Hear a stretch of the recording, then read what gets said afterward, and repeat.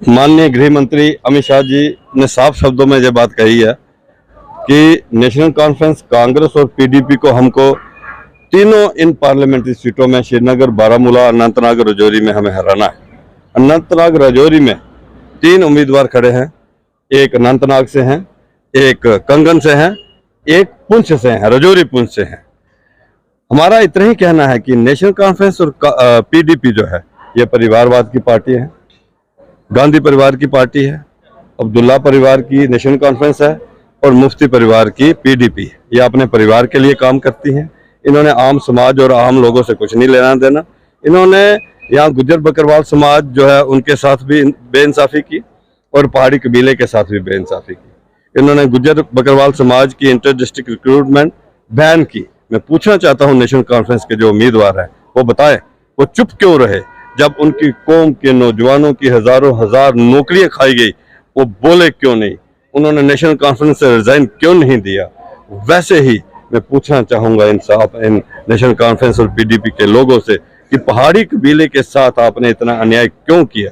Bharatiya Janata party ही है जिन्होंने inter district recruitment ban हटाकर पहाड़ी गुज्जर बकरवाल समाज के बच्चों का भविष्य उज्जवल किया, पहाड़ी कबीले को एसटी का दर्जा दिया। इसलिए हमारा सीधा कहना है इन दो परिवारवाद की पार्टियों को जो तीसरा कैंडिडेट हरा सकता है उसे हम वोट दें और खूब चौके और छक्के हम लगाएं ताकि ये दोनों पार्टियां जो है वो हार जाए।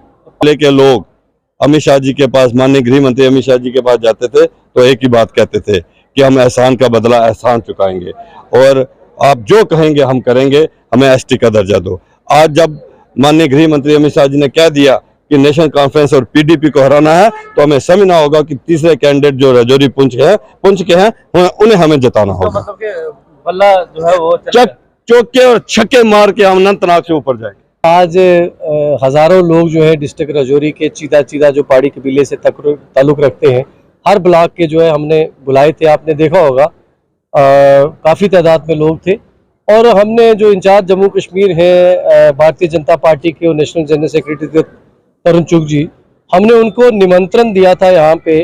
और हमने जैसे कि ऑलरेडी हम पहाड़ी ट्राइब एसटी फोरम के जो लोग हैं जो कई सालों से अपने पहाड़ी लोगों की वकालत कर रहे हैं, तो हमने ऑलरेडी एक फैसला लिया था पहाड़ी कबीले ने कि हम जफर इकबाल मनाज साहब की मदद करेंगे। क्योंकि बीजेपी ने अपना कैंडिडेट नहीं उतारा था तो हमने भी अपनी तरफ से भाजपा को ऑलरेडी रिक्वेस्ट की थी कि जो है हमारे इस कैंडिडेट को जो है वो अपनी सपोर्ट एक्सटेंड करें।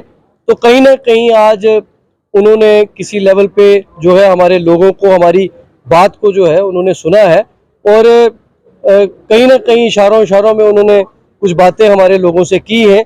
और मुझे लगता है कि जो भाजपा का भी जो काडर है आने वाले दिनों के अंदर, मुझे लगता है कि वो भी जो है, क्योंकि हमारी पहाड़ियों की एक बड़ी मांग थी और वैसे भी जो पहाड़ी है वो भाजपा का काडर है और वो सारे जफर इकबाल मनाज के साथ जो है। हमें तो लगता है कि क्योंकि बैट जो है वो निशान है तो बैट का कुछ मायने भी होते हैं।